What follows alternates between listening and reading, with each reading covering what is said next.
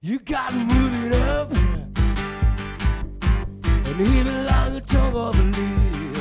And if I blow my turn, baby, we're going to you again. Give me all your love and all your kisses too. Yeah. Give me all your love and don't let me do it true. Puisque l'actu geek du jour, c'est évidemment YouTube. YouTube qui, selon le célèbre site, généralement très bien informé, Recode, il y aurait une version premium de YouTube qui va sortir très très prochainement.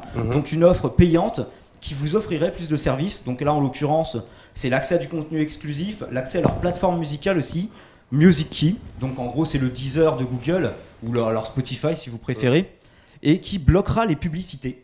Donc c'est quand même le principal truc qu'ils vont vendre, sachant que d'ici là, sans doute YouTube inopinément va empêcher les utilisateurs d'utiliser AdBlock comme ils le font jusqu'à maintenant, parce que c'est un des rares sites où finalement l'utilisation de ce bloqueur de pub est permis. Donc on ne vous encourage pas à l'utiliser, et étant donné que ça prive les créateurs de vidéos, nous, en fait tous les gens qui ont une chaîne YouTube, ça les prive finalement d'une partie de leurs revenus. Et donc à ce titre-là, c'est dommage. Et c'est là que ça va être intéressant, ça va coûter $10 par mois. Donc 6-7 euros, je n'ai pas le cours actuel euro-dollar. Mais pour cette somme-là, du coup, vous pourrez aussi financer les youtubeurs, les créateurs de contenu, étant donné que YouTube s'engagera, selon Recode toujours, à reverser 55% du prix de ses abonnements aux youtubeurs. Donc en fait finalement ça leur permettrait de s'affranchir un petit peu de la pub, et ça marchera toujours au clic évidemment, mais les mecs ne dépendront plus exclusivement de la pub. Ça vous semble être une avancée positive, une avancée quelconque finalement, anecdotique sur YouTube, étant donné que vous y êtes aussi les gars? Ouais, je pense. Mais toi t'as décroché quand j'ai dit Music Key, j'ai vu. Apparemment je pense que oui, non?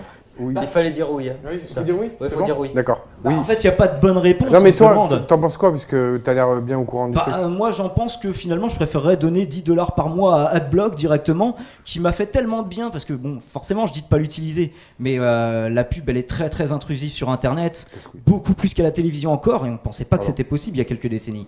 Mais c'est impossible, limite, d'utiliser YouTube aujourd'hui sans. En même temps, tu regardes un film, elle est archi intrusive la pub. Enfin. Les placements de produits, tu fais référence ou non, quand tu regardes un film, tu as 6 pubs par film, c'est archi intrusif quoi. Alors tu zappes, machin, si tu lèves tes commandes trop loin, tu subis Vania. Sur Internet, ils ont fait pire, parce que pendant la pub, tu peux aller te préparer un sandwich, nourrir tes poissons, aller pisser, enfin faire ce que tu veux quoi. Mais sur Internet, à un moment, ils avaient trouvé un système où si tu changeais de fenêtre ou si tu changeais d'onglet, la pub se mettait en pause. Genre, non, connard, tu vas regarder ma publicité jusqu'au bout. Et ça, je trouve que c'était un peu fort de café. D'ailleurs, ils n'avaient pas le droit de le faire, et la loi les a empêchés de le faire. Donc aujourd'hui, ça s'est un peu régulé quand même, heureusement. J'ai envie de te dire que on est dans un système où si la pub sert à financer des chaînes aussi, ou des programmes, ce que tu veux. La redevance d'antan, mais Canal+, par exemple, avait très bien marché avec des abonnements. Je sais pas si c'est toujours le cas, mais... oui, mais ils ont quand même des pubs. Enfin, ils fonctionnent avec des sponsors oui. aussi. Enfin, je sais pas, j'en sais rien, j'ai pas la réponse, mais...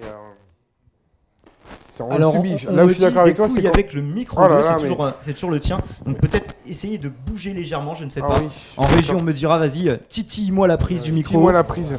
Et jusqu'à ce que ce soit flingo. Oh René, tu m'entends? Alors là, on me dit que c'est bon. En même temps, tu les aides pas, parce que si tu utilises ton avant-bras comme bonnette, ça marche nettement moins bien en termes d'acoustique. C'est pas des musiciens que je vais l'apprendre. Est-ce que tu m'entends? Et oh, disait l'autre. Pardon pour cette blague. Je vais sortir très bientôt, je vous rassure, de cette émission. Tu m'entends? Tu m'entends? Il n'y a pas de souci. C'est bon? Ils te reçoivent 4,5 sur 5. Je suis désolé, il y a 3 bûchettes. Il y a 2 bûchettes sur 3. D'accord. Pour cette information hautement technique, François, en régie, te remercie infiniment. Pourtant, c'est une bonne marque, c'est le... Donc, c'est ça. C'est le bup, on attend le sponsor, et puis peut-être qu'on dira le nom à l'antenne. Tu vois? Mais si te sponsorise, tu seras bien content. Ouais, plus content que si on vide la pub en direct. Finalement. Oui, je préférerais qu'une marque se dise ce qu'ils font c'est top, moi j'ai envie que ça continue d'exister, et si je peux y associer mon nom et que ça me fasse un peu de pub, c'est cool. Si les valeurs sont compatibles, nous on a un sponsor d'Otago par exemple. Otago, Mosca TV, avec Moscato, ça fait sens, et on s'est dit ouais, en plus c'est une marque de vêtements qui est cool, dans le sud-ouest, ça parle à pas mal de gens. On est une télé du sud-ouest, bah ouais, vas-y, on fonce. Mais c'est vrai qu'on est moins chaud à l'idée de dépendre uniquement de la pub. C'est pour ça qu'on a lancé ce système d'abonnement et qui est plus un abonnement de soutien qui vous offre quelques avantages. Mais on pense que c'est plus sain d'avoir plusieurs sources de financement plutôt que d'être juste dans les mains de quelques marques qu'on connaît même pas finalement, avec qui on n'a même pas de rapport direct, par le biais d'une régie. Et ça, c'est peut-être ce qui peut tuer la création culturelle à terme. Je sais pas, j'en suis pas sûr. C'est une théorie comme ça qu'on a sur le plateau de Casageek. C'était pas prévu, mais... Je suis comme toi, j'en sais rien non plus. En plus, vous êtes au cœur du problème. Nous, bon, voilà. On s'en tape, ça, faut le dire. Nous, on est dans un marché où il n'y a pas encore beaucoup de monde. Vous qui nous suivez, vous êtes un public avant-gardiste, en ce sens, nous vous en remercions. Mais il n'y a pas encore beaucoup de monde sur les spectateurs de web-séries, de web-télé, de diffusion sur Internet en direct encore aujourd'hui. Mais ça viendra. Outre-Atlantique, c'est déjà le cas. C'est en train de remplacer les chaînes de télé traditionnelles. Donc, vu que, je le déplore d'ailleurs, on a 10-15 ans de retard sur ce qui se passe outre-Atlantique, je suis persuadé que ça finira par se développer ici en France.